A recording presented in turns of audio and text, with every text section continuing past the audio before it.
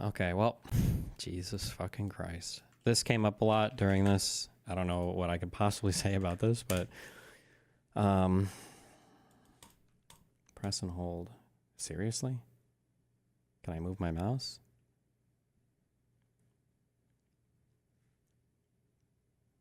Wow. Real bots aren't able to do this? Trump signs tariffs on Canada, Mexico, and China. Does this even make sense at all? Like, so what? So they're all just going to go through Europe? Or for Mexico, will it just go, do they just like touch like Panama or Honduras, or like do they, and then they come to America and it's not tariffed? Like, how does this? He's also planning on putting tariffs in the EU. Why didn't he do tariffs at the same time for the EU? Fuck, yeah, he actually did it. Jesus Christ. Canada and Mexico. We literally, this was the only international trade that Trump did. Was the United States-Mexico-Canada agreement, the superseded NAFTA. This was his big fucking achievement for negotiating a great deal. And now we just blew this the fuck up. Like, this is insane. It's unhinged. Nearly $900 billion of imports, by the way. It's like half our shit. Isn't it better long-term for the American people to see the consequences for voting in someone like Trump and take our lumps rather than have it go good in the short term? Remember what I said. I'm trying harder. I'm trying harder to be where the puck will be and not where the puck was or is. Go to where the puck will be. I don't think people care about the economics. If prices go up, people will be glad. They'll be glad to pay more for Made in America or to support Trump's tariffs. Like, I think that that's what you have to prepare for mentally. You can't keep fighting the economic fight. They don't care about the economics.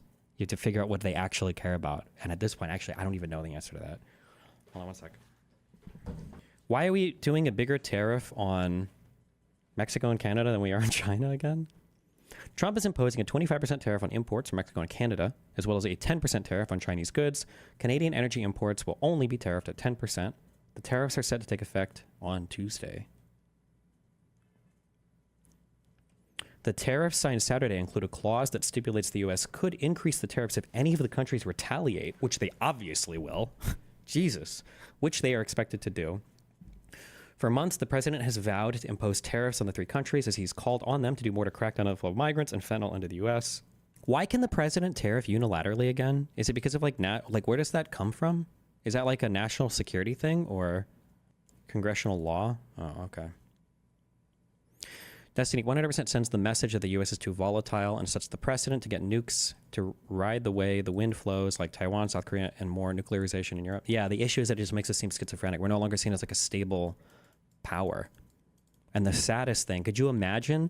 I don't see this happening for at least a decade, but that's a long time. But like imagine the world slowly steps away from like the USD as a reserve currency, and then we have to go through some like crazy austerity shit because we can't be as crazy with our spending as we are right now. Although it's not like as a percentage of GDP. I don't think our debt is like insane compared to most other countries. I don't think. But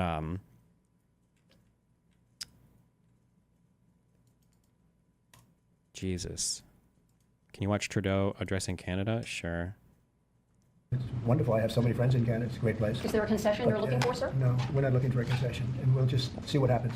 We'll see what happens. And with Mexico, it's the same thing. We have a $250 billion deficit, and we have a lot of people coming into the border. And he keeps saying we have a deficit, like a trade deficit. That just means that we import more than we export, which isn't necessarily a bad thing. But I think he thinks that a deficit means that we're literally like lending them money or something. I think that's what he thinks that means. Well, we've largely stopped that, but we've stopped that ourselves. I think they've done a fantastic job. You've seen the numbers; they've dropped to almost zero. But we've suffered under the past administration for years and years. We've suffered with millions. What has gotten in Trump's head that tariffs are great? Did he do any of this his first term? He did do it his first term. They were bad.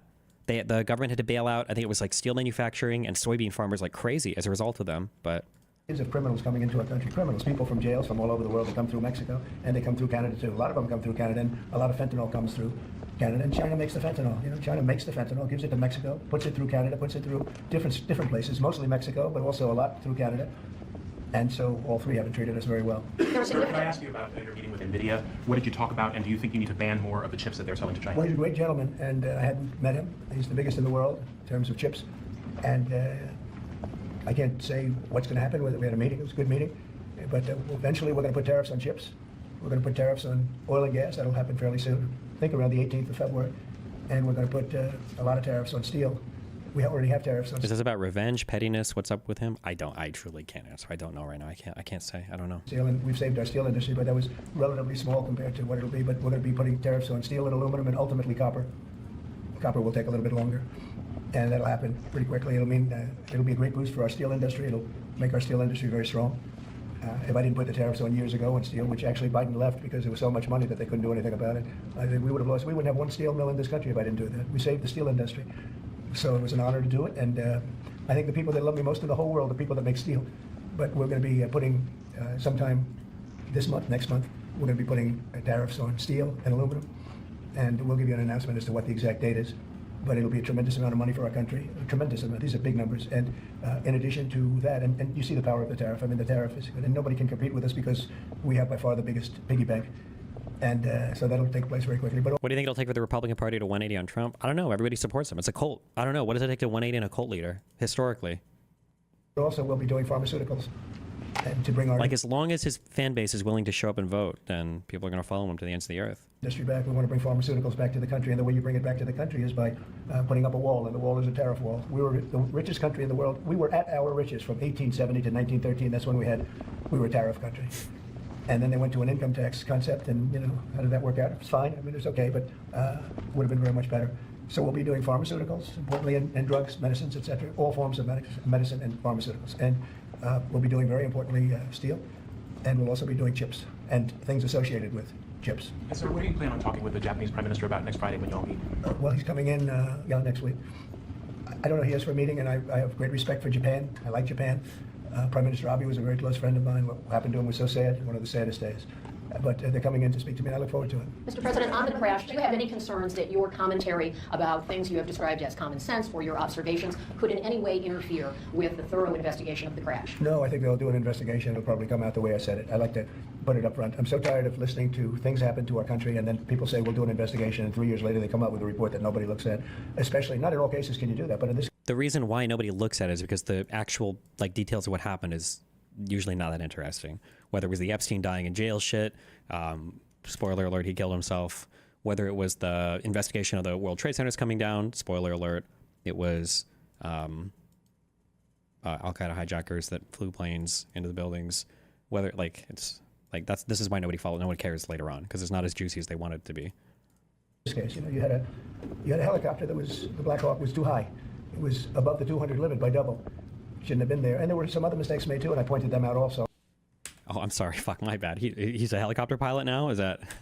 And not in all cases can you do that, but in this case, you had a helicopter that was, the Black Hawk was too high. It was above the 200 limit by double. Shouldn't have been there. And there were some other mistakes made too, and I pointed them out also. Oh, also, prepare to fucking end yourselves, because apparently the pilot was a woman. So get ready to hear about fucking, maybe we'll just ban all women from being pilots now. Get ready to hear about that for the rest of these 4 years. So rip. Also, and I was right on all of it, but they'll still do an investigation just to check it out. But I think as that's Commander-in-Chief, are you at all concerned about opining about the Army and the conduct of that aircraft when you are Commander-in-Chief and these are the people who report to you and there's an investigation on that? I don't think that was confirmed, no? Oh, I thought I read that. Is that not confirmed? This was all caused by bad rules, regulations, and other things by Biden, the Biden administration. And when you look at the way they ran things, in fact, if you look, we hired, one of the first things I told them to do is to get talented people in those beautiful towers overlooking runways. Oh, I'm sorry. Maybe it's not the pilot. That might be fake news. I just said fake news. Sorry, my bad. Maybe.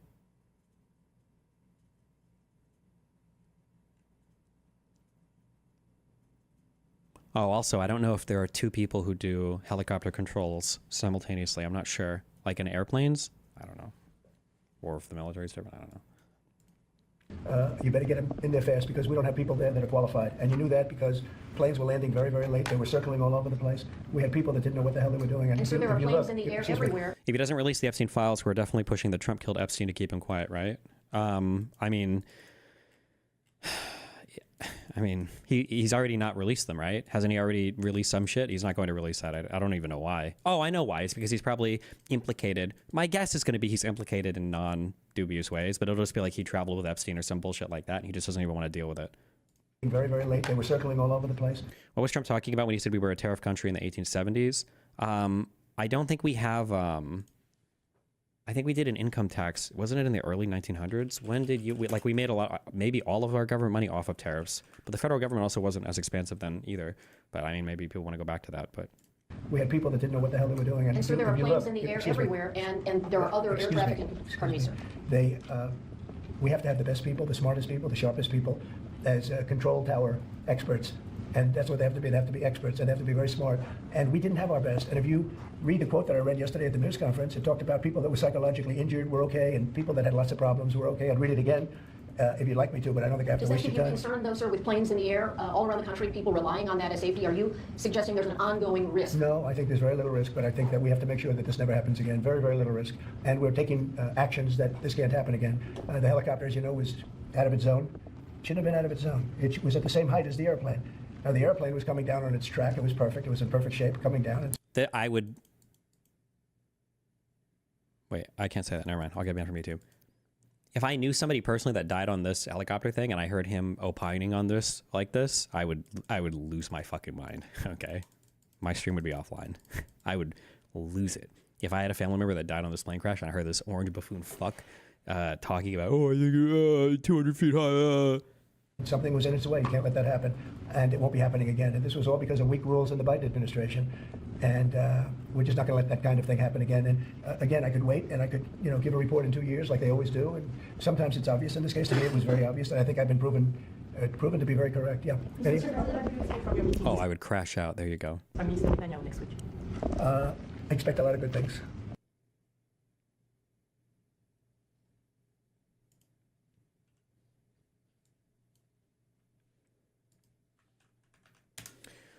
The case against IEEPA tariffs, forcing Trump to use trade statutes or to go to Congress to seek new authorities to be more consistent with IEEPA. The tariffs on Canada, Mexico, as early as tomorrow, February 1st, even if this latest fair threat gets pushed off.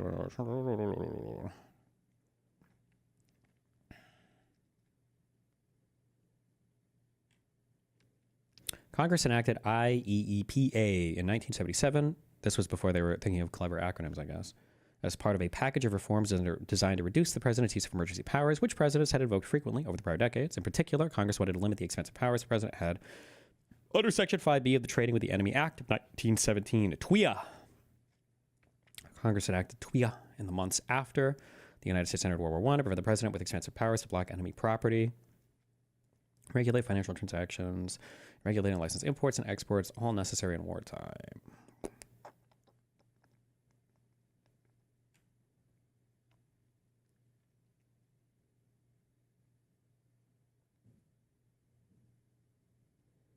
To invoke IEEPA, the president must declare a national emergency pursuant to the National Emergencies Act, and to sustain the IEEPA actions for more than a year, presidents must submit an annual declaration to continue the emergency. Congress also gave itself the power to overturn IEEPA actions with concurrent resolution, which at the time was not subject to a presidential veto. So he has had to have declared some national emergency. That's why he's bringing up like fentanyl and immigrants and illegal immigration, I guess. Is that...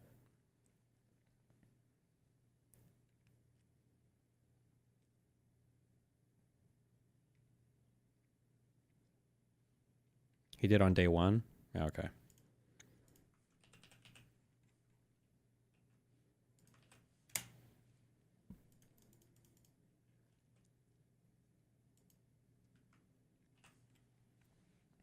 List of national emergencies in the United States. Can I just get like active ones or...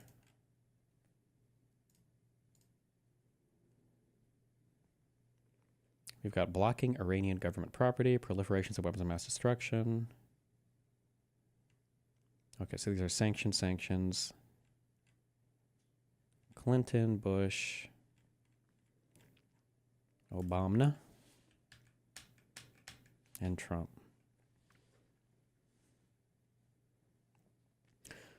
These were sanctions on the Rohingya conflict in Myanmar. sanctions on intended to enable automatic sanctions in response to election interference, blocking property of certain persons in Nicaragua.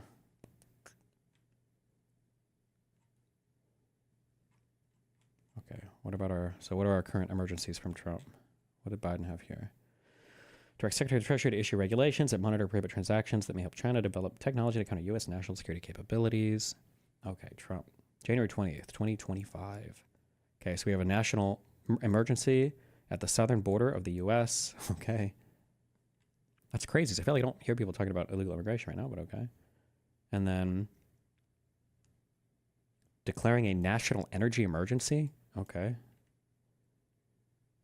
Got shit about the cartels.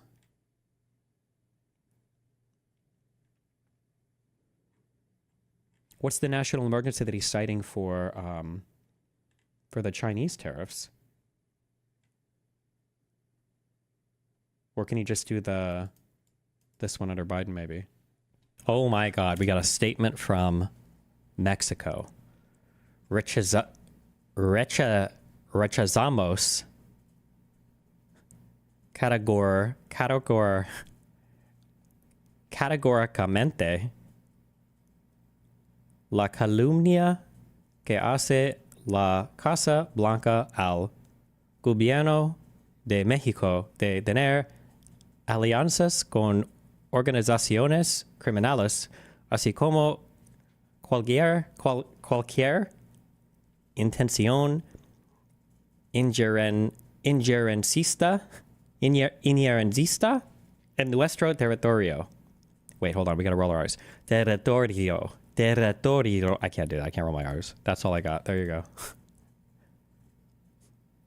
Okay. Give me the translation. We categorically reject the White House's slander against the Mexican government of having alliances with criminal organizations, as well as any intention of intervention in our territory. If such an alliance exists anywhere, it is in the United States armories that sell high-powered weapons to these criminal groups, as demonstrated by the U.S. Department of Justice itself in January of this year. What's that a reference to? In 4 months, our government has seized more than 40 tons of drugs, including 20 million doses of fentanyl. It has also arrested more than 10,000 people linked to these groups. If the United States government and its agencies wanted to address the serious consumption of fentanyl in their country, they could, for example, combat the sale of narcotics on the streets of their main cities, which they do not do, and the money laundering generated by this illegal activity that has done so much harm to their population. They could start a massive campaign to prevent the consumption of these drugs and take care of their young people, as we have done in Mexico. Drug consumption and distribution is in their country, and that is a public health problem they have not addressed. In addition, the synthetic opioid epidemic in the U.S. has its origins in the indiscriminate prescription of drugs of this type authorized by the Food and Drug Administration, as demonstrated by the lawsuit against a pharmaceutical company. Good one. Mexico does not want confrontation, blah, blah, blah. To this end, I propose to President Trump that we establish a working group with our best public interest problems.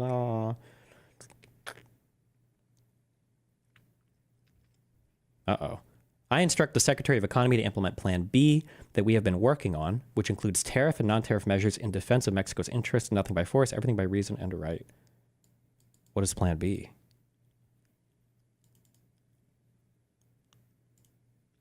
Cited report. Justice Department announces the ATF's publication of final volume of National Firearms Commerce and Trafficking Assessment. Gotcha. Careful, Trudeau. The Texas economy is larger than Canada's, and we're not afraid to use it. Excuse me, you're a state cuck. Governor, I don't think you have any say in international trade or anything, no? These are supposed to be our fucking allies. Why are we fighting with our allies right now? What the fuck? Why are we fighting with our neighbors? Hello? We're the United States of America. These are our friends. These are our neighbors. Jesus. Apparently it was moved to 9. I could be very wrong, though. I heard it on my TV. Economic. What do you call those the square charts that have all the little sectors of the economy broken out? Economy of Texas measured. Texas economy or GDP tree map. I'm just curious to see, like, what do they make most of their money on? I guess their GDP and then their exports. Or I'm mainly curious about their GDP, I guess. These are just exports, right? Not the whole GDP. USAID, Twitter, and the government website are shut down also. Oh boy. And then for GDP. It said Trudeau is coming in another 30 minutes? Okay. When you're looking at exports from a state level here, are these like international exports, or could these be things that the state is selling to other states? CDC websites deleted. Multiple CDC websites and datasets related to HIV, LGBTQ people, youth health. Also, we just say LGB now, I guess. If it's LGB and not LGBT, why not can we just call them the gays now? Can we just do gays? Because like lesbian and gay, you say gay for women, gay women are lesbians. And then bi is basically, half the people think bi people are gay anyway. So why not just say gay? Do we need like LGB? That just feels weird. Youth health behaviors and more have been removed after the agency was directed to comply with an executive order from President Trump by 5 p.m. deadline. Wildest is taking down even HIV pages. Damn.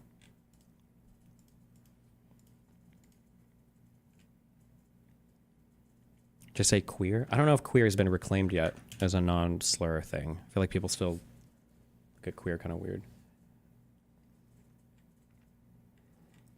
Texas and Canada, an integrated economy. Why did you link me this? How old is this fact sheet? March of 2024.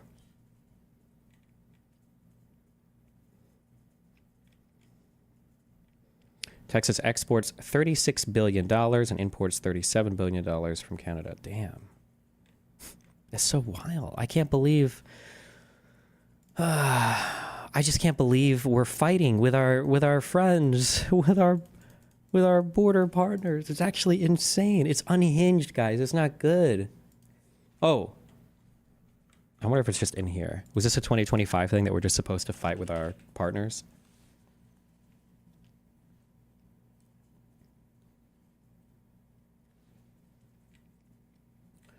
This is for DoD foreign military sales, minimize barriers to collaboration, decrease international traffic and arms regulations to facilitate trade with allies such as the UK, Canada, and Australia. Well, it's not this part we're doing. Jesus. The U.S. must work with Mexico, Canada, and other countries to develop a hemisphere-focused energy policy that will reduce reliance on distant and manipulable sources of fossil fuels. Okay, well, we're not doing this part. Bro, he's not even going with the Project 2025 shit. What the fuck? What's happening here?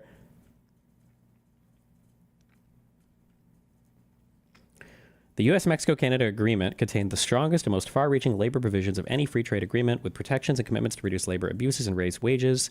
It also established new modes of enforcement. Ooh, America's trade deficit in goods and services. Oh, here Canada and Mexico are up there. Why is it?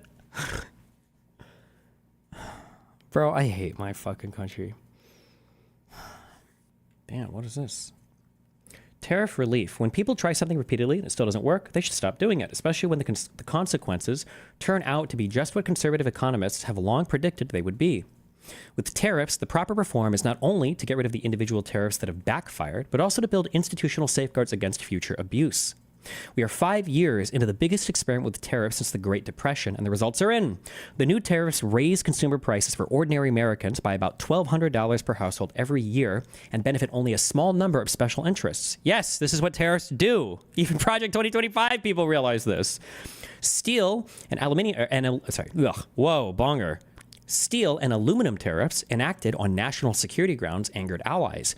Beijing made not a single substantive reform in response to 4 rounds of tariffs plus an attempted phase 1 agreement. The Biden admin has left the tariffs in place and is expanding them to pursue progressive policy goals.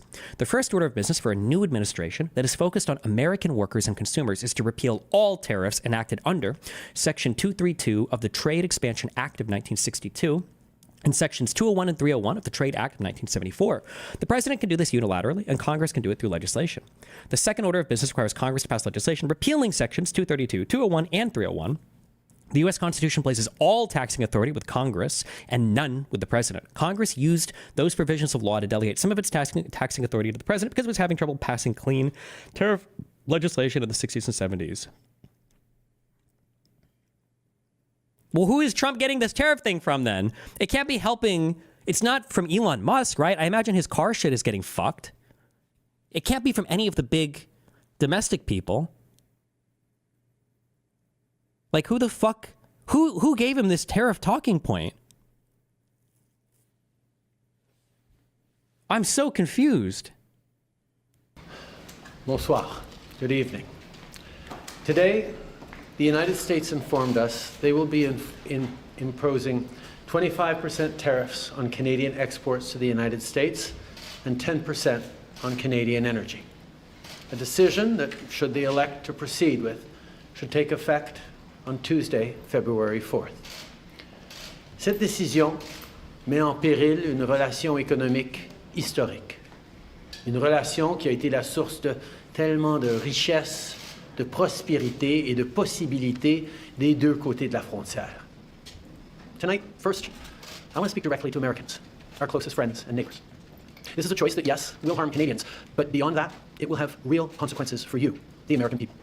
As I have consistently said, tariffs against Canada will put your jobs at risk, potentially shutting down American auto assembly plants and other manufacturing facilities. They will raise costs for you, including food at the grocery stores and gas at the pump. They will impede your access to an affordable supply of vital goods crucial for U.S. security, such as nickel, potash, uranium, steel, Potash? and What's aluminum. that? They will violate the free trade agreement that the President and I, along with our Mexican partner, Mineral. negotiated Fertilizer. and signed a few years ago. Okay. Damn. But it doesn't have to be this way. As President John F. Kennedy said many years ago, geography has made us neighbors, history has made us friends, economics has made us partners, and necessity has made us allies. That rang true for many decades prior to President Kennedy's time in office. The fact that he's saying all this in terms of like, big tariffs. I don't know what they do. I don't care. I'm tariffing them until we make all the cars. And in the decades since, Buy my crypto. from the beaches of Normandy to the mountains of the Korean Peninsula, from the fields of Flanders to the streets of Kandahar, we have fought and died alongside you. During your darkest hours, during the Iranian hostage crisis, those 444 days we worked around the clock from our embassy to get your innocent compatriots home. During the summer of 2005, when Hurricane Katrina ravaged your great city of New Orleans, or mere weeks ago, when we sent For the water fires bombers of California. to tackle the wildfires in California. During the day the world stood still, September 11th, 2001, when we provided refuge to stranded passengers and planes, we were always there, standing with you, grieving with you, the American people. Together, we've built the most successful economic, military, and security partnership the world has ever seen. A relationship that has been the envy of the world. Yes, we've had our differences in the past, but we've always found a way to get past them. As I've said before, if President Trump wants to usher in a new golden age for the United States, This is like getting a scolding from the a better teacher. path Well, he's. is to partner with Canada. I think he's going to announce to tariffs, punish us. retaliatory tariffs, but we'll see. Canada has critical minerals, reliable and affordable energy. He has to announce stable them. democratic I feel like he has institutions, to. shared values, and the natural resources you need. Canada has the ingredients necessary to build a booming and secure partnership for the North American economy, and we stand at the ready to work together. Let's take a moment to talk about our shared border. Our border is already safe and secure, but there's always more work to do. Less than 1% of fentanyl, less than 1% of illegal crossings into the United States come from Canada. But hearing concerns from both Canadians and Americans, including the American president himself, we're taking action. We launched a $1.3 billion border plan that is already showing results, because we too are devastated by the scourge that is fentanyl, a drug that has torn apart communities and caused so much pain and torment for countless families. How much can Canada really hurt the United States? I think Canada, is our largest trading partner, aren't they? Across Canada, just like in the United States. A drug that we too want to see wiped from the face of this earth. A drug whose traffickers must be punished. So quite a bit. As neighbors, we must work collaboratively to fix this. Unfortunately, the actions taken today by the White House split us apart. The problem is I feel like these countries have to work together against the United States, like Canada and Mexico especially, because they're part of the same trade agreement. We're all part of this post-NAFTA U.S., Mexico, Canada trade agreement. I feel like Mexico and Canada should work together to tariff the U.S. and say, hey, listen, this is what's going to happen until you fix your shit. Because if they all try to do this unilaterally, the U.S. can win because we're bigger than any of them individually. We can probably endure more, especially with how strong the economy's been set up in the U.S., probably more than Canada can attacking us. Instead of bringing us together. Tonight, I am announcing Canada will be responding to the U.S. trade actions with 25% tariffs against $155 billion worth of American goods. Damn. This will include immediate tariffs on $30 billion worth of goods as of Tuesday, followed by further tariffs on $125 billion worth of American products in 21 days' time to allow Canadian companies and supply chains to seek to find alternatives. Jesus. Ce soir, j'annonce la réplique du Canada. Des tarifs douaniers de 25% sur 155 milliards de dollars de marchandises américaines. Dès mardi, 30 milliards de dollars de produits américains vont être touchés par ces tarifs et dans 21 jours, pour donner le temps aux compagnies canadiennes de trouver des options alternatives, ce sera le cas pour 125 milliards de dollars de marchandises de plus. Like the American tariffs, our response will also be far-reaching and include everyday items such as American beer, wine, and bourbon, fruits and fruit juices, including orange juice, along with vegetables, perfume, clothing, and shoes. It'll include major consumer products like household appliances. The issue is that I don't know if, again, we're playing on different playgrounds here. There's different rules going on. Well, because I was going to say, I think MAGA will suffer. I think for Democrats, if you made life worse for us, we would be like, okay, well, what the fuck do we need to do to change this? But if you make life worse for MAGA, they'll be like, oh, as long as they're suffering more than we are, I don't give a fuck. That's the challenge. But not all Trump supporters feel that way. You just have to discourage 1% or 2% from voting, and you basically win, I guess. So it's not like you have to convert even a double-digit percentage of them. You just have to do 3 or 4%, and then it's over, I guess. But furniture and sports equipment and materials like lumber and plastics, along with much, much more. And as part of our response, we are considering, with the provinces and territories, several... or motivate non-MAGA voters, or motivate independents from actually, or more Democrats, dipshitocrats from actually going out and voting, yeah. And as part of our response, we are considering, with the provinces and territories, several non-tariff measures, including some relating to critical minerals, energy, procurement, and other partnerships. Oof. We will stand strong for Canada. We will stand strong to ensure our countries continue to be the best neighbors in the world. Literally, no matter what, this is already a monumental fucking failure in terms of leadership. What the fuck? What the fuck, guys? Hello? These are our neighbors. These are our friends. These are these are our strongest neighbors. What the fuck? Why are we in a trade war with our strongest neighbors? We have the combined largest market in the world.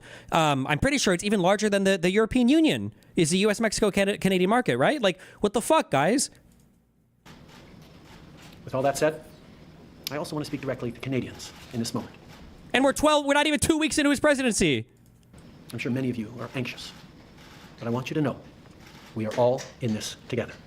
The Canadian government, Canadian businesses, Canadian organized labor, Canadian civil society, Canada's premiers, and tens of millions of Canadians from coast to coast to coast are aligned and united. This is Team Canada at its best.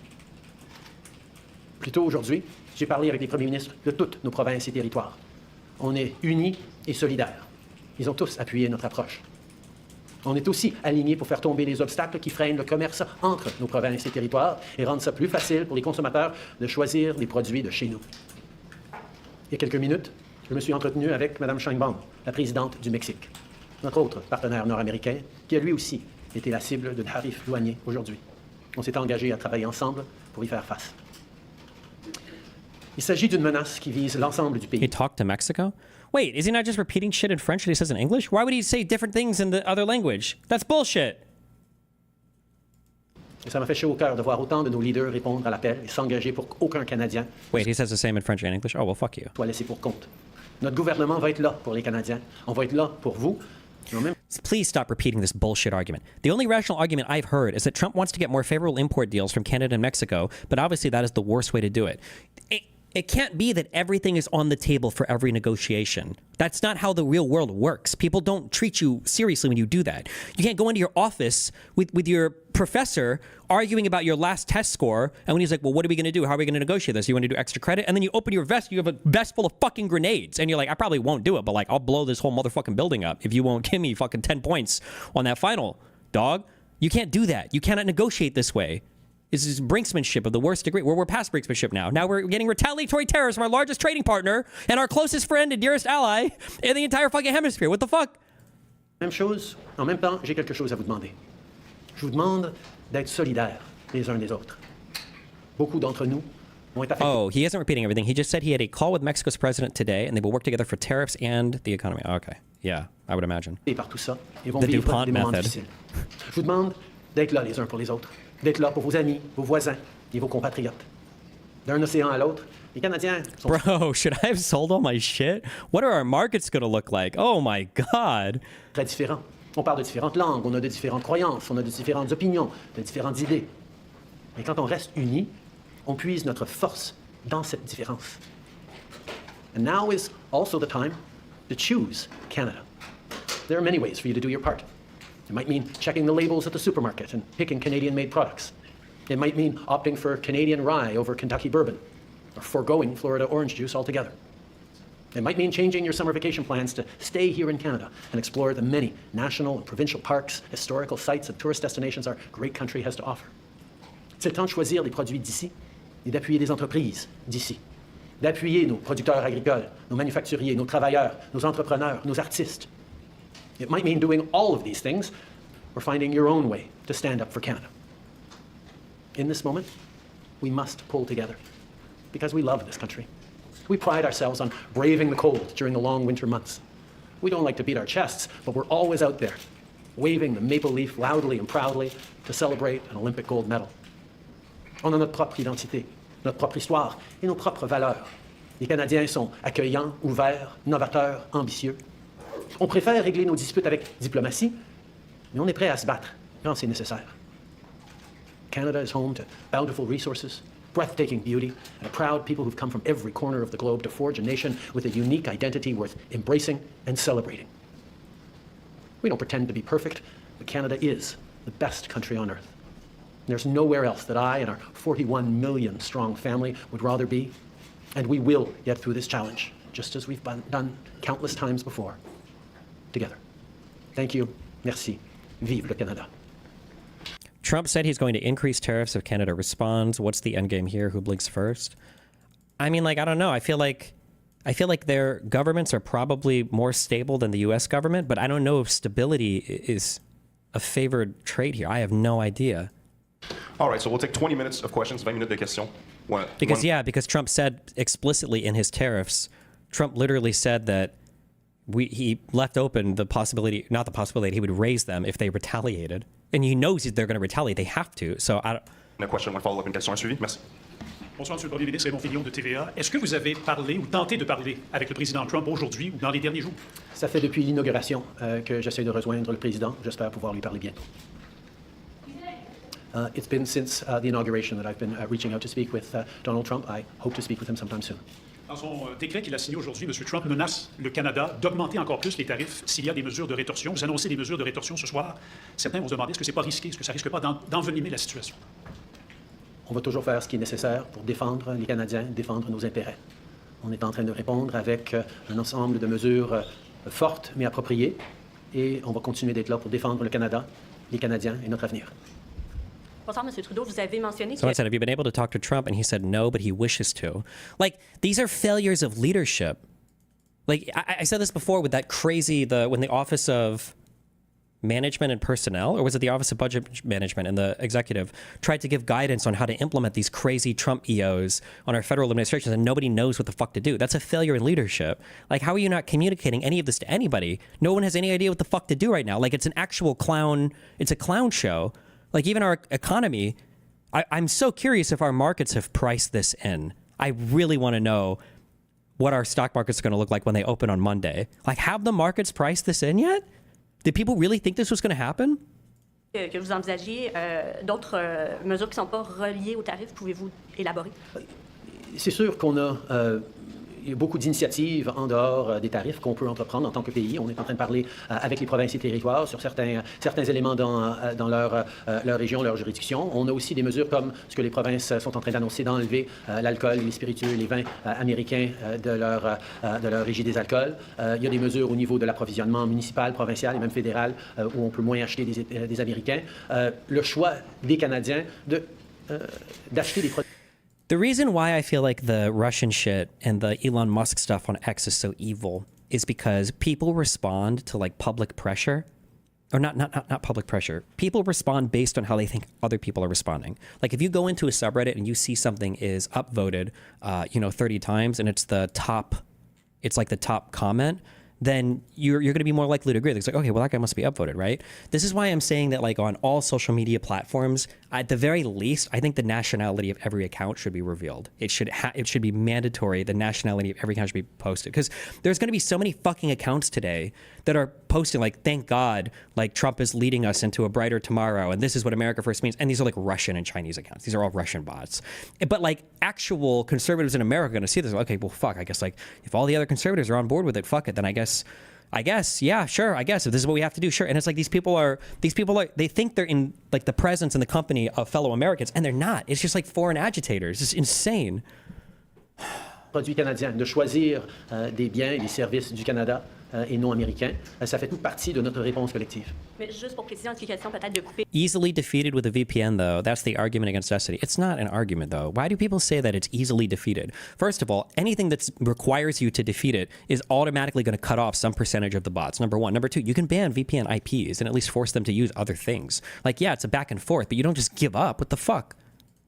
De l'approvisionnement en énergie. Mais la deuxième question, c'était davantage sur le décret des Américains. Il n'est pas question là-dedans, il est question de la frontière, mais pas de la relation commerciale. Est-ce que c'est parce qu'il faut s'attendre à une deuxième vague de tarifs?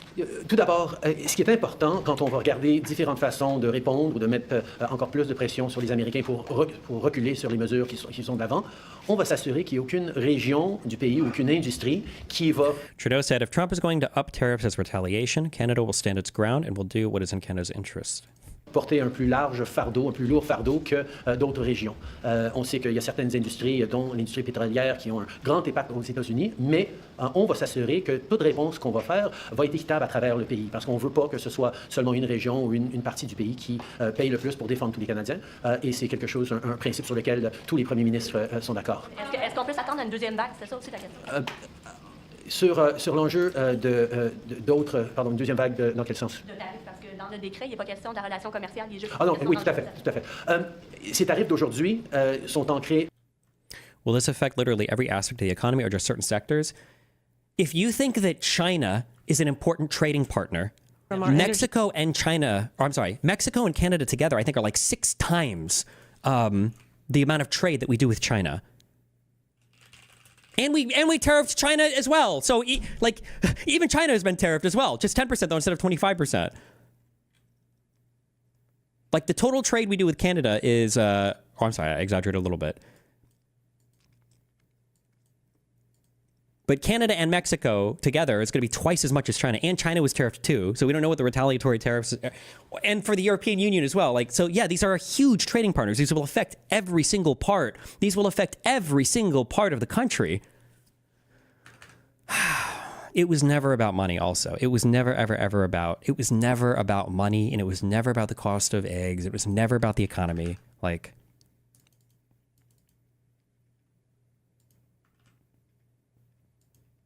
Sector, where we're looking at other measures that are non-tariff measures. Could you explain further? Yes. There are many initiatives outside of tariffs. There are many things that we can do as a country. We have talks between provinces and territories with regards to different things in their respective jurisdictions.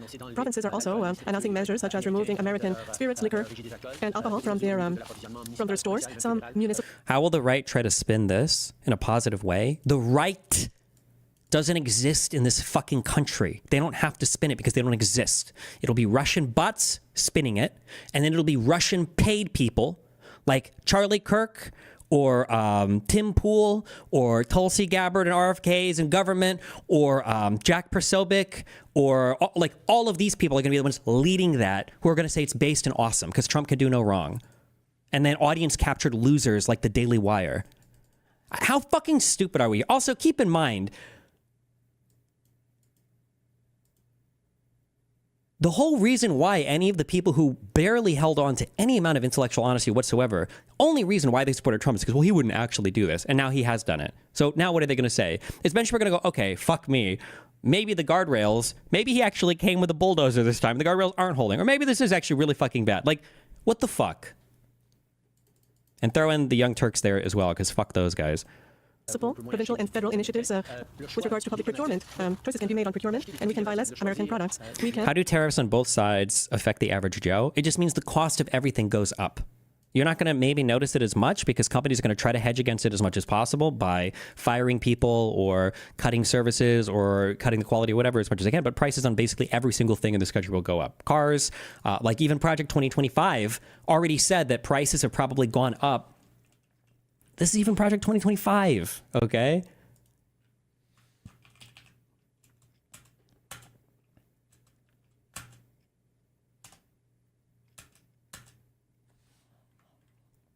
This is before Trump was in office.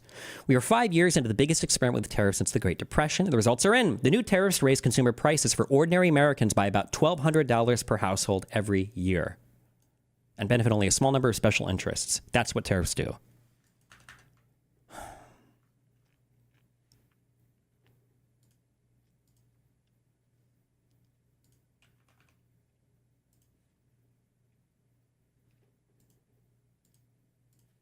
And choose Canadian products and services rather than American ones. All of this is part of our collective response. Yes, but are you going to cut? Does Canada putting tariffs on the U.S. affect the U.S.? Yes. When Canada puts tariffs on the United States, what that means is that when somebody is exporting something from the U.S. to Canada, a Canadian has to pay an import tax on that thing. So in effect, it doesn't mean that they're going to pay the import tax. What it actually means is they're just going to order it from some other place. So if I could buy it for $10 from the United States, or I could ship it from Europe for $11, and now I've got a 25% import tax on the U.S. good, it's not that I'm going to buy less from the U.S., and it's not that I'm going to buy the same and pay a 25% import. I'm just not going to buy from the U.S., and I'm going to shift all of my consumption over to Europe. So then it hurts our export market, which hurts our domestic markets, which also tariffs are just fucking horrible. It's just bad. It's just bad. Tariffs are just not good for your economy. It's just the worst thing you could do. The energy supply. The second question is this. It had to do with the executive order coming from the Americans. They talk about the border, but they don't talk about the trade relationship. Is it because we can expect a second wave of tariffs? Well, first of all, what is important is that when we're going to look at different ways to respond or to exercise some pressure on Americans so that they'll back down on these tariffs, we're going to make sure that there is no region in the country, no industry that will bear a greater burden than the red another. states. We know that there are some industries that will bear a greater burden than another. Oh. We know that there are some industries, such as the oil industry, that has a huge impact in the U.S. But we're going to make sure that our retaliatory measures will be equitable. We don't want to be one region or one part of the country to pay a stronger price for the defense of all Canadians. Wait, why? That's retarded. Man the fuck up. Target conservatives, bro. What the fuck? Well, or maybe not. No, actually, no. Never mind. I am in support of equitable. I changed my mind immediately. Fuck them. Fuck Democrats. Fuck the people that didn't vote. Make them suffer too. You're correct. It should be on everybody. Fuck them. And this is a principle on which all the premiers agree. Can we expect a second wave of tariffs? That was the question. On the issue... Is he talking about Canada? Oh, he means like where are the tariffs going to be in Canada? Oh, maybe that could be the case. Well, okay, sure. Of a second... He should have... He should target all the sectors in the U.S., though, because it needs to motivate Democrats as well as conservatives. Wave of tariffs? Of tariffs, because in the executive order, they don't talk about the trade relationship. They talk about a second wave of tariffs. Well, today's tariffs are rooted in the concern of the president with regards to fentanyl. The reality is that Canada represents a very small percentage of the fentanyl challenge in the U.S., and we're prepared to work with them to solve this issue in our communities as well as theirs, in as much as we can. There's an investigation on our trade relationship that is underway in the U.S. system, and this will end on April the 1st. At that point, they will make other decisions. In regards to actions we might take in terms of responding to the American trade action, there are a number of different industries and regions of the country that can have greater leverage over the United States. One thinks of the oil industry, for example. What is extremely important for me, and I think for all the premiers, is that no one region of the country or one industry carries a larger burden than anyone else in standing up for Canada. We need he's to all repeating an be in act. this together. This only works if Canadians are fully united from coast to coast to coast to stand up for this extraordinary and beautiful country. And that's why, as we look at different measures, including non-tariff measures that we might move forward on, we will not be moving forward on issues that further divide the country, which is why we're working with all premiers to look at different ways we can encourage the Americans to step back from these trade actions. Do you think it's bullshit that all Canadian prime ministers must be able to speak French? No, I think Quebec is probably an important part of your country, and that's part of the buy-in, I guess, that they have to remain part of it, and you guys don't all fucking descend into chaos. Christian Noël, Radio-Canada. So to be clear on this, tariffs on natural gas and oil are 10%, but for the rest of products, 25%, because the U.S. needs our oil. They need many other things from our energy sector. Where are you prepared to shut the tap off? Well, yes, of course, Americans need our natural gas. They require our oil, our critical minerals, but they also need automobile parts. They need agricultural products. They need our cement, our softwood lumber, and there are many things that Canada produces and that we sell at a very good rate to Americans, and they depend on this for their economic well-being. Tariffs of 25% on everything that Canada produces is going to hurt Americans. It's going to hurt American consumers, American producers. We're expecting to have huge challenges in the automobile industry in the U.S., where parts and Canadian... Oh, Smith and Scott Moe do not speak French. That is not a demand. Oh, okay. I thought it was normal that your PMs and everybody in politics, like, don't you have 2 official languages in your country? Mexican labor are essential components of their work. So we're going to be there and to encourage Americans to back down on these tariffs. And we will use all the suite of tools at our disposal. To be clear, we don't want to be in this situation. This is the choice of the Americans to place us in this situation, but here we are, and so we will respond in a responsible and strong manner to defend Canada. This evening, some people booed the American anthem. Did Trump even talk about tariffing Canada and Mexico before the election? Yes, he talked about all this shit. He's just doing exactly what he said he would do, and it's catastrophic. The only defense for Trump was that he wouldn't actually do this. And also, even if we wanted to assume in the best, most steelman, not steelman, it's unobtainium man, okay? Because you're talking about vibranium, whatever Marvel material that doesn't even exist to create like the alloys needed to steelman these arguments, okay?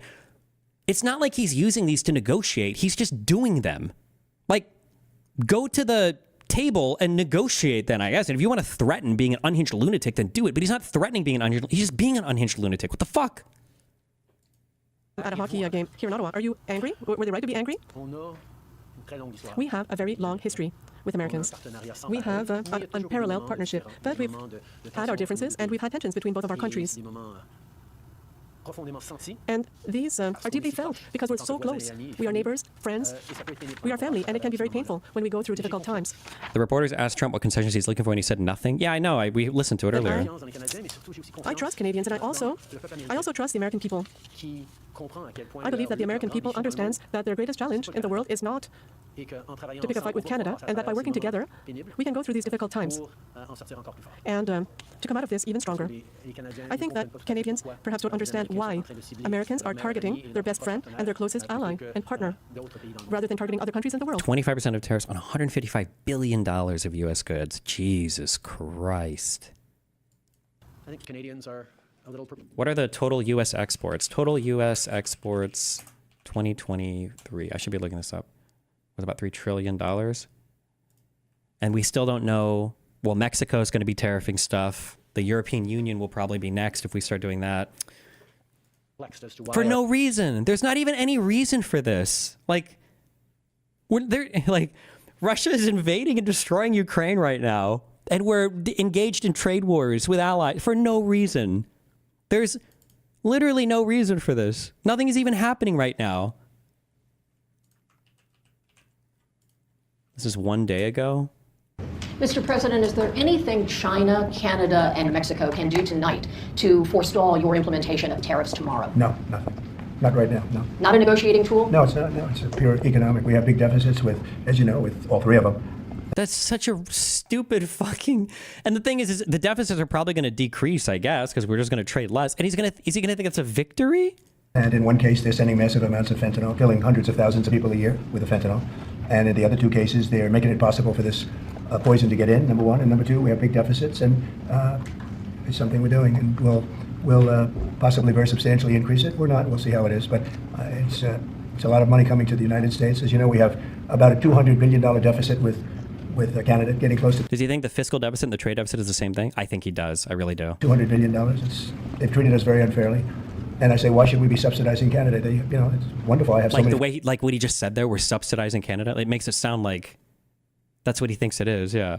Friends in Canada, it's a great place. Is there a concession you're looking for, sir? No, we're not looking for a concession, and we'll just see what happens. We'll see what happens. And with Mexico, it's the same thing. We have a $250 billion deficit, and we have a lot of people coming into the border, and now we've largely stopped that, but we've stopped that ourselves. I think they've done a fantastic job. You've seen the numbers, they've dropped to almost zero. But we've suffered under the past administration for years and years. We've suffered with millions of criminals coming into our country. Criminals, people from jails from all over the world. They come through Mexico, and they come through Canada too. A lot of them come through Canada, and a lot of fentanyl comes through Canada. And China makes the fentanyl. You know, China makes the fentanyl, gives it to Mexico, puts it through Canada, puts it through different places, mostly Mexico, but also a lot through Canada.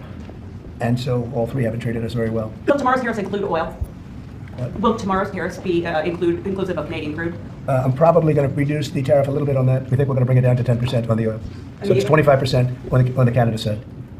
Mr. President, are these tariffs stacking on top of already existing tariffs? Or Yes, on top of whatever may be existing.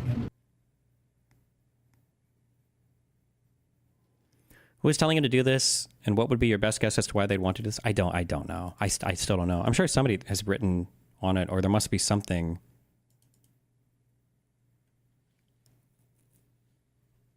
I have no idea. And partner, rather than targeting other countries in the world. I think Canadians are a little perplexed as to why our closest friends and neighbors are choosing to target us instead of so many other challenging parts of the world. I don't think there's a lot of Americans who wake up in the morning saying, oh, damn Canada. Oh, we should really go after Canada. We're there as friends, as partners. We always have been, we always will be. Sure, we're going through a difficult time right now, and yeah, emotions may run high here and there, particularly around hockey games. Like, what have we done anything to, like, the states that we were supposedly enemies with? We saved TikTok, so that's technically good for China. And then we've harmed Mexico, Canada. We've still threatened, like, military action against Greenland is on the table. Like, will the effects of these tariffs be immediate or realized over a year or two? My understanding is that these tariffs go into effect on Monday, on the 3rd, in 2 days, is my understanding. I don't even know if I'm curious if we even have like the federal infrastructure to levy all of these. Like, is the infrastructure in place? Is that like an easy or trivial thing to do? Or is there like some whatever federal body, I don't know what is in charge of levying tariffs. I'm so curious if they even, oh, sorry, Tuesday, not Monday. I thought somebody said the 3rd, not the 4th. Because we have the most successful partnership the world has ever seen, and it's a true value in this time of really challenging geopolitical instability. Jillian Piper with Global News. Prime Minister, will you recall Parliament to pass a bill to help Canadian workers and end prorogation? As you can see from our strong response package, as we spoke about with premiers this afternoon and have for many weeks, we have the tools to be able to support Canadians through this challenging time as it stands. This is a moment for Canadians to pull together, including Canadians of all different political parties. This is a moment where we need to set aside our differences and focus on delivering for Canadians, standing up for Canadians, and protecting the most successful political, military, economic, and security partnership the world has ever seen. And that's exactly what we're going to do. We have the tools to do it as a government right now, and we will keep doing it alongside our premiers and our partners. A member of the Canada-U.S. Council, Lana Payne, today said that an ally would not act this way, and therefore the U.S. is no longer Canada's ally. Do you agree with that? Like I said, I think there are going to be people who are upset and even hurt by what's gone on here. But I have faith. I have faith in Canadians, but I also have faith in the friendship between. Why are targeted tariffs better than blanket tariffs? Targeted tariffs are worthless. Blanket tariffs are better because if you do a targeted tariff, you'll just import from another place. So they do nothing except for fuck over a person.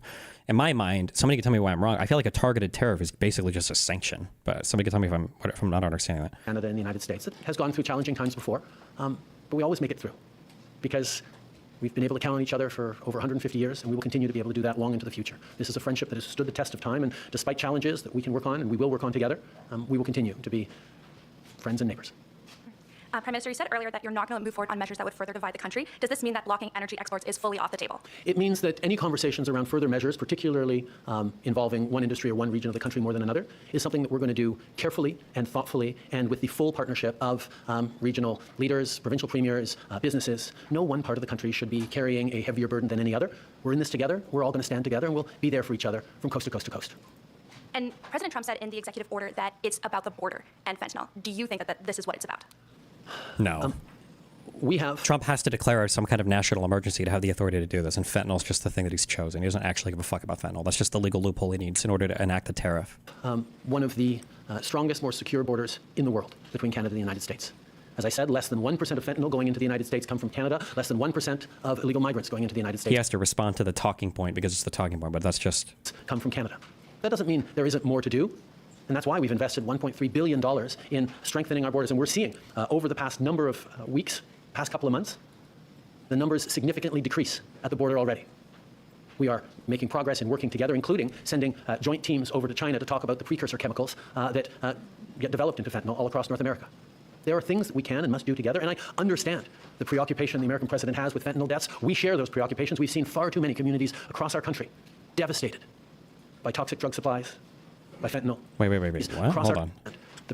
Canada at 20% tariffs on 155 billion of U.S. goods. The American president. Canada's own 25% tariff on 30 billion to start on Tuesday. With fentanyl deaths. Oh, 25% tariffs on other 120 billion on 21 days. We share those preoccupations. We've seen far too many communities across our country devastated by toxic drug supplies, by fentanyl, by opioid addictions. We have taken action over the years, but we're happy to do even more with the United States to counteract this horrific tragedy. That's why we have committed to doing even more and working alongside. But this trade action against Canada is not the best way we can actually work together to save lives. Good evening, Prime Minister. Stephanie Taylor with the National Post. What does it tell you about your relationship with President Trump that you've been trying to get a hold of him and he hasn't been speaking with you? I think this is a time where we've all remarked on just how active President Trump has been in engaging with a wide range of topics in his first weeks in office. As you all know, I've had many, many good and substantive conversations with President Trump over the past months where we've highlighted the work that we can do. Our ministers and officials have been engaging, in many cases like today, multiple times a day with their counterparts to talk through these issues, to move forward on areas of mutual concern. We will continue to engage, and I will continue to be there to... This is all over fentanyl? No. Don't misunderstand. The law that Trump is drawing from in order to tariff requires him to state a national emergency before he has the power to tariff a particular thing. Otherwise, tariffs are supposed to be the purview of Congress. So he's just saying, oh, well, fentanyl, I guess, is the issue. So he can declare an emergency around fentanyl, blame Canada for it, and then that gives him the power to levy the tariffs unilaterally without having Congress do it. Work with President Trump as we've worked together in the past. We've worked together to solve some pretty challenging issues over the years. I look forward to doing that again. Je pense qu'on peut souligner à quel point I think that we've seen how busy President Trump has been. I've had several conversations with him over the past few months on these issues that we're talking about today, and he's full aware of my position. At the same time, our ministers have been very active and have been working with their American counterparts. They've spoken with them several times and talked about the work that we can do together. Don't forget that myself and President Trump were able to reach agreements on important issues in the past. President Trump on a day as consequential as this, when it really matters, can Canada have a productive relationship with President Trump and the Trump administration? Is there no fact-checking process with this bullshit? Nobody cares about facts anymore, bro. That's gay. No one cares, okay? Facebook literally eliminated fact-checking because it was too liberally biased, okay? No one cares about fact-checkers. That's some loser shit. Okay, get with the fucking times, bro. Moving forward. As I've said, we've had a very effective and constructive series of conversations throughout the American administration. We'll continue to. I look forward to speaking with President Trump in the coming days and weeks. This is something that matters, but we've solved big issues before, and we will solve them again. Last question. Dernière question, s'il vous plaît. Thanks for taking our questions. Raisa Patel, the Toronto Star. When did you first learn that President Trump intends to increase tariffs if Canada retaliates, and how has that changed your strategy? I think Canadians understand that we need to respond to this. We need to respond in a way that is appropriate, that is measured but forceful, and that meets the moment. We're certainly not looking to escalate, but we will stand up for Canada, for Canadians. Is there no document or press release from the Trump admin explaining the laws and reasoning in detail? I mean, yeah, but it's all bullshit. I mean, you can read the EO. Imposing duties to address the flow of illicit drugs across our northern border. By the authority vested in me, so this is the International Emergency Economic Powers Act. This is why he needs to declare an emergency. I, Donald J. Trump, President of the United States, find that the sustained influx of illicit opioids and other drugs has profound consequences on our nation, endangering lives and putting a severe strain on our healthcare system, public services, and communities. This challenge threatens the fabric of our society. Gang members, smugglers, human traffickers, and illicit drugs of all kinds have poured across our borders and into our communities. It's amazing. Unbelievable. Canada has played a central role in these challenges, including by failing to devote sufficient attention and resources or meaningfully coordinate with United States law enforcement partners to effectively stem the tide of illicit drugs. What an insane claim. What the fuck? What? What?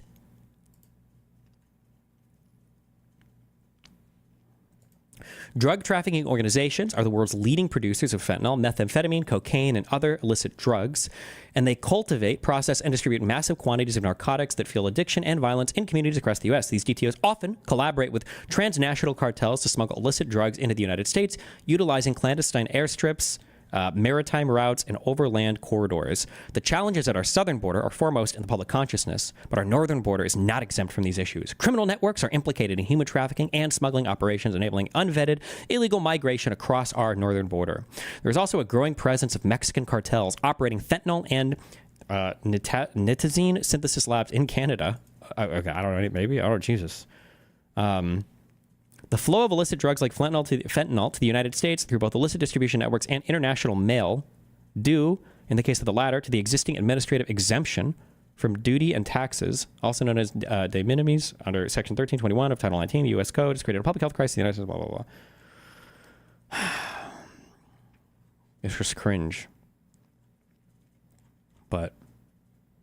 And then should Canada retaliate against the U.S. in response to this action through import duties on United States exports to Canada or similar measures, the President may increase or expand in scope the duties imposed under this order to ensure the efficacy of this action.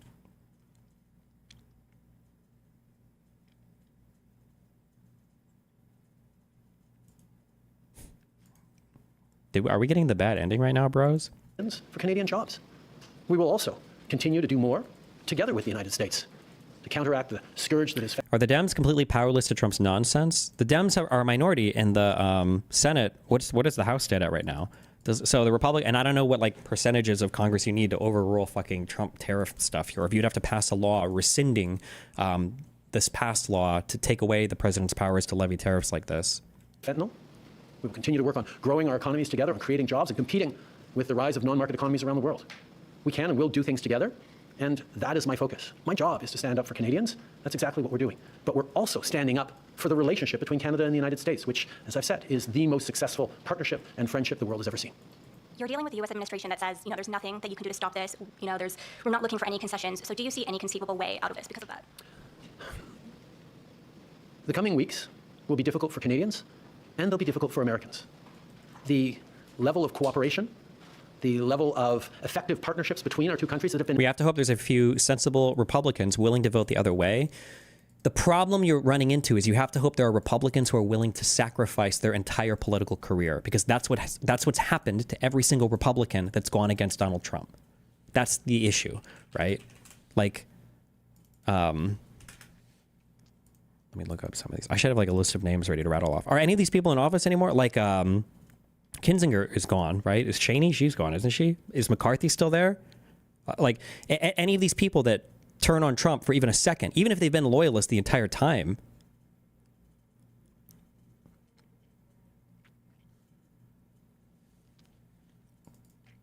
Oh, Romney? Yeah, like you're just gone.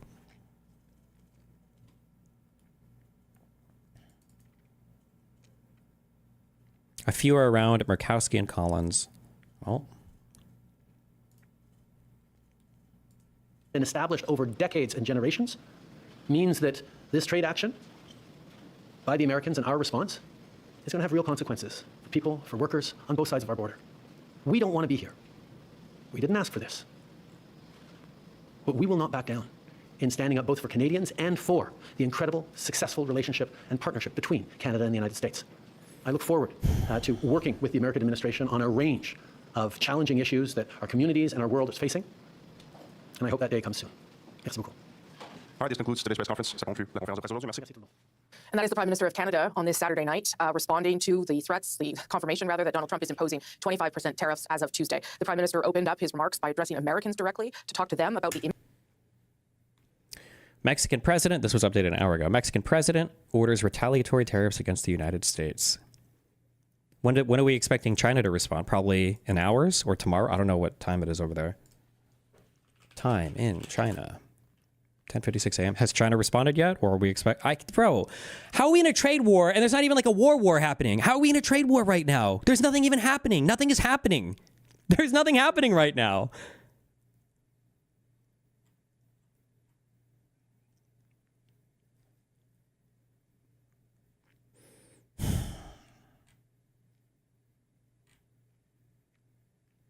Yeah, nothing happened too hard and it flipped over. What the fuck?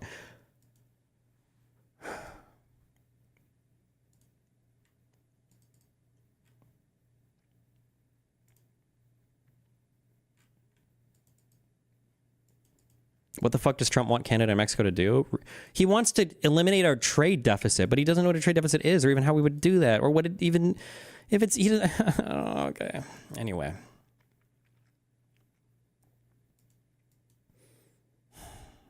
Back to Hassan.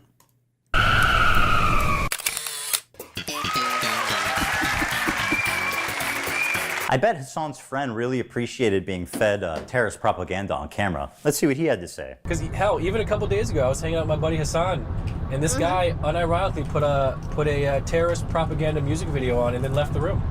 Left the room? Yeah, and I was just like, and the thing is, like, in hindsight, it's hilarious, you know? But at the same time, I'm like, what is going on here? This is wild to me. Yeah. But like, I just, and like, he was like, yo, they're such great dancers. Look how good. My God. I was like, okay. Wait, is that how it works? If you watch like a politics TikTok, you get recommended Hassan right after? Is that how it works? Bro, he's all over this page. That's crazy.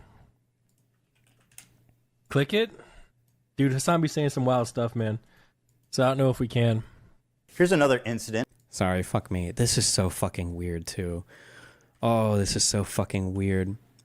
I write regarding disturbing reports that officials... Okay, so this is Scott Bessent, Secretary of the Department of the Treasury. This was written yesterday. I don't know if this is just published today or why I'm just getting like this, but... wait. Dear Secretary Bessent, this is written by... Sorry, hold on. Ron Wyden, U.S. Senator, ranking member on the Committee of Finance.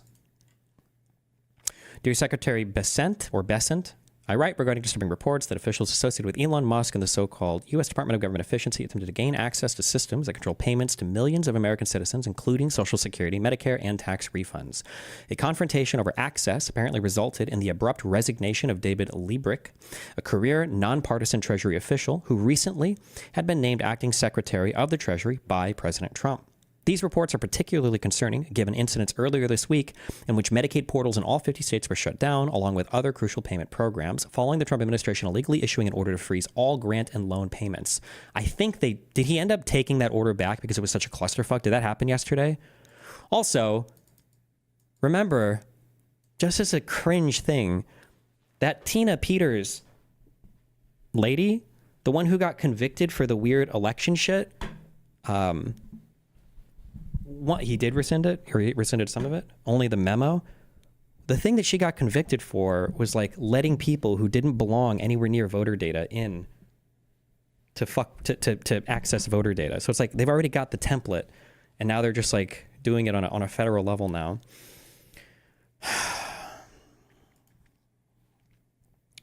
As you are aware, the Bureau of the Fiscal Services Payment Systems controls the flow of more than $6 trillion in annual payments to households, businesses, and other entities nationwide. These payment systems process more than 1 billion payments annually and are responsible for the distribution of Social Security and Medicare benefits, tax refunds, payments to federal employees and contractors, including competitors of Musk-owned companies, and thousands of other functions. To put it bluntly, these payment systems simply cannot fail, and any politically motivated meddling in them risks severe damage to our country and the economy. I am deeply concerned that following the federal grant and loan freeze earlier this week, these officials associated with Musk may have intended to access these payment systems to illegally withhold payments to any number of programs. I can think of no good reason why political operators who have demonstrated a blatant disregard for the law would need access to these sensitive mission-critical systems. Forget this latter part. They just have no business being in there. This Doge is not even a real fucking thing. It's not even a real government department. Why the fuck do they have anything to do with anything ever? Like, they have no business being in any of these areas. Whether intentional or unintentional, failure of these payment systems could stop Social Security checks from being sent to retirees who need to pay bills and buy food and drugs. It could stop paychecks from being sent to our troops and their families. As you well know, Americans are in the middle of tax filing season, with many counting on tax refunds that they are legally owed by the government. Most importantly, the federal government is in a financially precarious position, currently utilizing accounting maneuvers to continue paying its bills since it's reached the debt limit at the beginning of the year. Oh yeah, wait, we only have like a continuing resolution right now, right? I don't even think we ever figured that out, have we?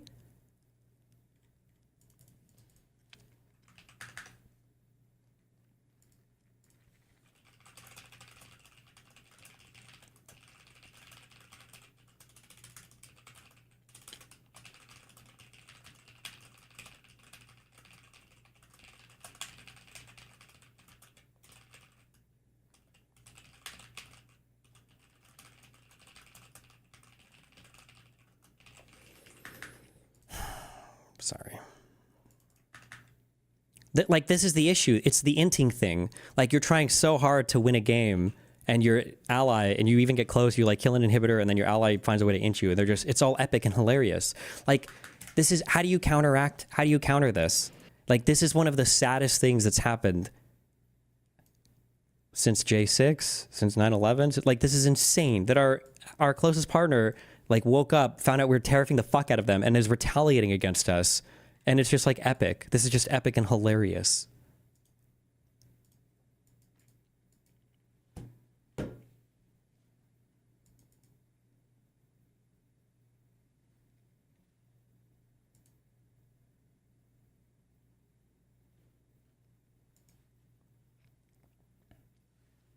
Cadre, right? This is a cadre. That's how you pronounce this?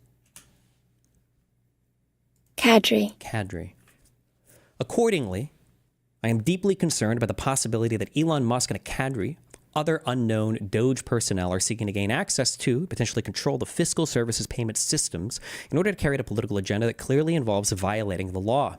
It appears that Musk's behavior is forcing out highly qualified and experienced career public servants in order to get his way and fulfill Trump's goal of eviscerating the federal budget, including potentially by cutting Social Security and Medicare benefits for millions of Americans who are already struggling to pay their bills or buy groceries. The press has previously reported that Musk was denied a high-level clearance to access the government's most sensitive secrets. I am concerned Musk's enormous business operations in China, a country whose intelligence agencies have stolen vast amounts of sensitive data about Americans, including U.S. government employee data, by hacking the U.S. government systems, endangers U.S. cybersecurity and creates conflicts of interest that make his access to these systems a national security risk.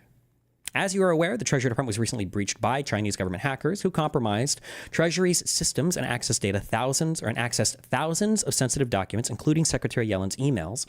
Musk's Tesla, which accounts for half of his net worth, operates its largest factory in China, producing more than 1 million cars per year in the country.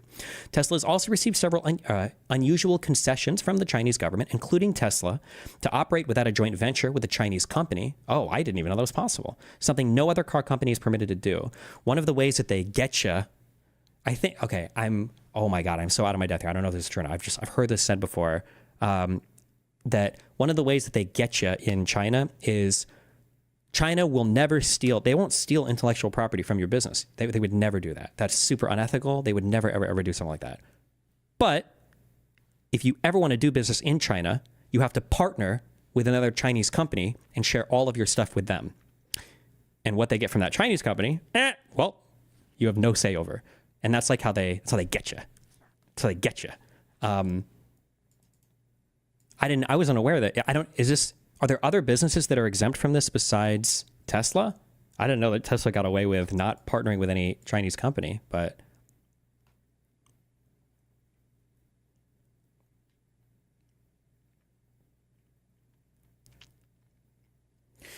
Destiny, would you be able to explain simply how a tariff works? Why does Canada have to retaliate? They're confusing to me. Thank you. So a tariff just means that when I buy something from another country, there's an extra tax depending on the tariff. So if there is a 20% blanket tariff on Canadian goods and services, then when I buy something from Canada, let's say it's $100, I have to pay an additional $20 to the US government as an import tax.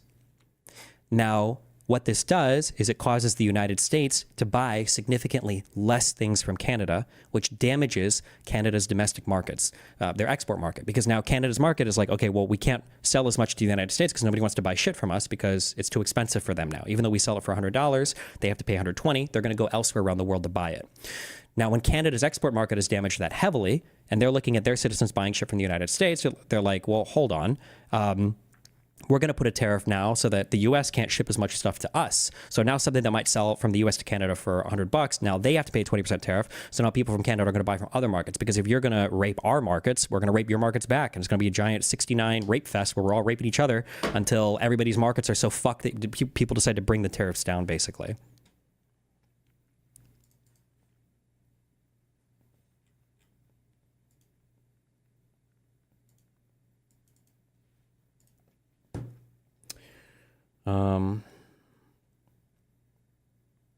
has also received favorable loans by Chinese state-owned banks and pays a discounted corporate tax rate of 15% in China, something that could change quickly if Musk were to anger the Chinese government.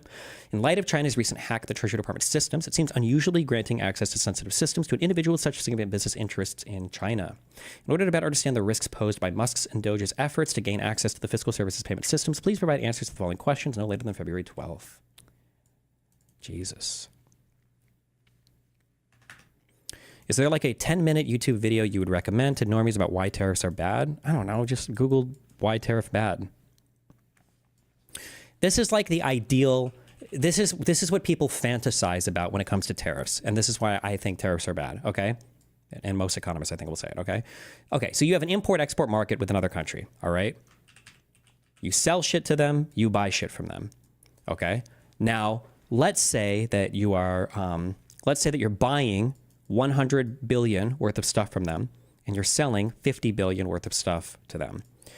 Now, some people will say this is bad, so you could refer to this as a trade deficit. Now, there are more sophisticated macroecon arguments for why, even though they're having a $50 billion surplus, that surplus is held in USD, and ultimately it's going to make its way back to the United States in the form of investment. Wait. I did this backwards. I'm sorry. Hold on. You import. No. I did this correctly. I should just put this. Yeah. No, I'm sorry. I did this correct. Right. That this the $50 billion extra that they're not importing from us is going to come back in the form of FDI, foreign direct investment, into U.S. businesses and whatnot, because they have to spend that money back in the U.S. But we don't have to worry about that right now. But basically, what a tariff says is okay, we manufacture, or our businesses could manufacture a product for $15. All right. You guys are manufacturing this product for $10. Now, as a result of that, our domestic industries can't make this product. Now, there might be times where this hurts you. Like, let's say you have an unemployment rate of like 15% and you're like, your country's fucked, your workers can't do anything, you can't, and maybe like, okay, fuck, we have to protect our domestic manufacturing, we need to do something, this is not good, okay? This is not the issue right now in the United States though, right? But you might look at this industry, maybe they're voters you care about, and you might say, okay, I need this $10. You guys are selling $10. You know what? 100% tariff on you. Boom. What the 100% tariff means is that now if I want to buy this $10 thing in the US, well, now it's going to cost me $20. Okay. And now a fool will think, so now my $15 people can manufacture this domestically based. That's not what happens though. What happens is we might buy this from Canada for $10, but there's other countries that can make it for $10.50. Or $11 or $11.25, and we're just going to go and we're going to buy it from them. This is why targeted tariffs to a single country don't really work. You usually have to target an entire industry because you're just going to buy it from some other place. Your domestic manufacturing is probably not so close to being competitive that tariffing just one country is going to get you over the line, right? So what you end up doing is either Canada just ships these same goods and services to another country, now you're just paying a middleman to ship them in, or you just buy from another country and it doesn't help your domestic manufacturing at all, unless you tariff literally the entire fucking market and the entire industry in every country. And typically people don't like that, because if you tariff hugely like that, you're usually in violation of things from the WTO, the World Trade Organization, which says, hey, everybody should have fair trade. It's not fair to tariff some countries or some industries because it makes it hard for everybody to trade with everybody and it fucks some countries over unfairly. And when you start tariffing people, everybody looks at you like, bro, what the fuck? Why is the U.S. like fucking my shit up? I'm trying to sell some shit and they're charging me more money for it. Fuck this. I'm going to tariff them, and everything breaks down when people start tariffing everybody. So it's just not good generally to do this unless you're trying to like get into a trade war and you're trying to fuck people over. It doesn't in the long term usually help. I don't think any economist thinks it helps in the long term. Any domestic industry economically, you might be able to make arguments for it helping, like for security. So for instance, we might want to say we're going to tariff all steel imports because the U.S. manufacturing steel is good for national security, which is fine, but you're taking an economic hit for that national security purpose, which is okay. But economically, you're always in a bad world here when you're doing this.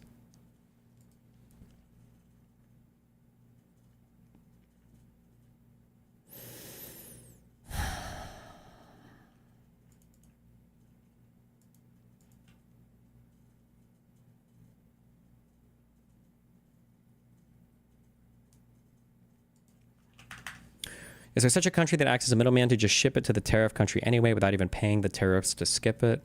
Well, you wouldn't pay the tariffs because you can only tariff the country that the thing comes from. I don't think they go through like country of origin. I don't even know if you'd be able to do that or how you even track that. Can't targeted tariffs successfully reduce specific U.S. dependencies?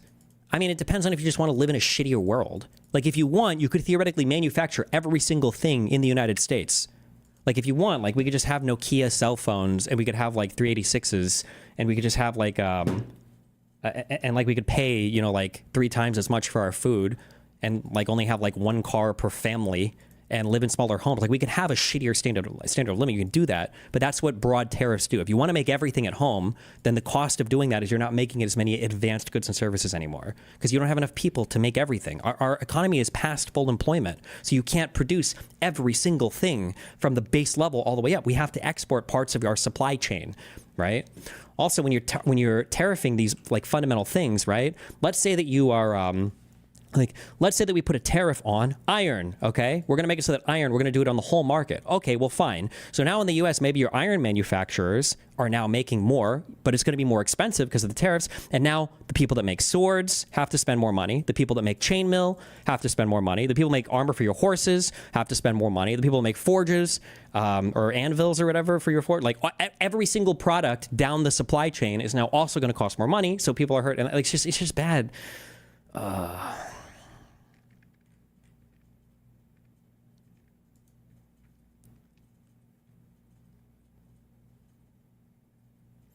We are not counting what positive impact comes to the community from making the product inside the USA. Fuck you. The only positive impact comes from the capital owners of these businesses and maybe the people that work there, and it hurts every single other American worker, American business owner, and American citizen that buys, an American consumer. Everybody else is hurt just to protect your itty-bitty tiny part of the economy. That's bullshit. That's bullshit.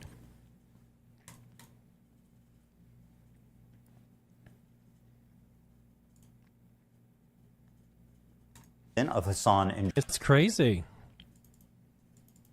Click it. Dude, Hassan be saying some wild stuff, man. Oh, actually, you know what? Fuck it. Hold on. Maybe, fuck me. Don't listen to me. Maybe this guy will explain it perfectly. 1 second.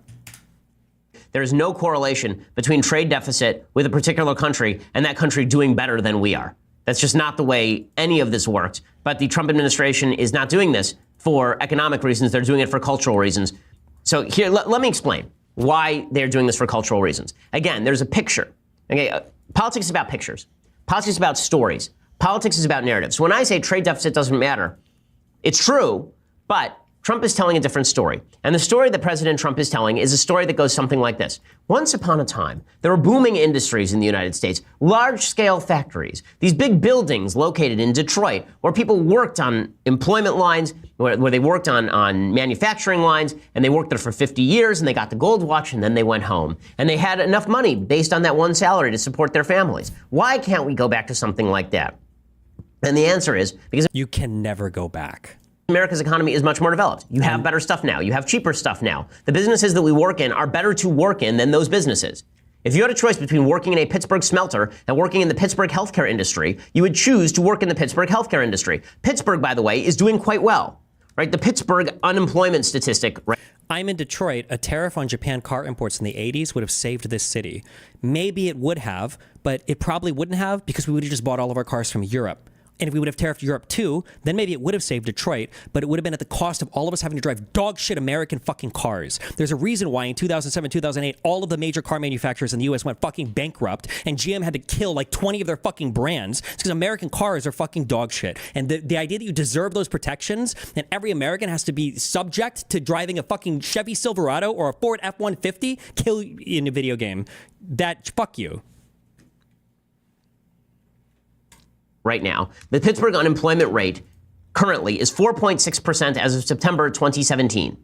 Okay, that is lower than Pennsylvania as a whole. It's lower than Philadelphia at 6.0%. That's because Pittsburgh has totally shifted how it works. Pittsburgh has become one of the more beautiful cities in the Union. Pittsburgh is clean now. It is a service industry. It is a healthcare industry driven city. But Trump doesn't like that. He wants to go back to the pictures from The Deer Hunter, where you've got Christopher Walken working in giant gloves. Right? He wants to go back to the pictures from Breaking Away, where you've got the father working in a quarry. That's what Trump thinks industry looks like. It's just ridiculous. It's just ridiculous. Iran, by the way, has a trade surplus. Terrible argument. You mean everybody would have been driving Hellcats? That sounds like a utopia. Right? Iran is number 15 in the world in trade surplus. Is their economy something that you'd like? Is that something that you think makes any sense? Here are the countries with the largest trade deficit, by contrast. The three largest trade deficits in the world: United States, UK, Canada. Do those economies sound pretty good to you? Because they are pretty good. Right? India is a growing economy. They have a trade deficit. France has a pretty significant trade deficit. Australia has a significant trade deficit. Again, no correlation between having a trade deficit and having a poor economy. But again, it's not about that. It's about Trump thinking he's going to win politically because he promised a bunch of people in manufacturing industries he's going to bring their jobs back. I said at the time that's a lie. Those jobs aren't coming back. Those jobs left because of technology. They did not leave because of global competition. And they certainly are not going to be protected by killing jobs in other industries because all the surplus is, all a tariff. Also, by the way, if they would have tariffed things to protect Detroit, the only thing they would be protecting are the robots that would be manufacturing those jobs. You are delusional if you think you're walking into an automobile assembly plant, putting a door on a car and walking out earning $80 an hour in a union protected job. That's just never happening ever. Is a tax that is being placed on everyone else for the benefit of some. So if you think that, for example, the ethanol industry needs to be subsidized by the federal government, I don't think so. I think that it's nasty to tax me to pay off a bunch of farmers in Iowa. I don't see why that's useful. Okay, sorry, back to this.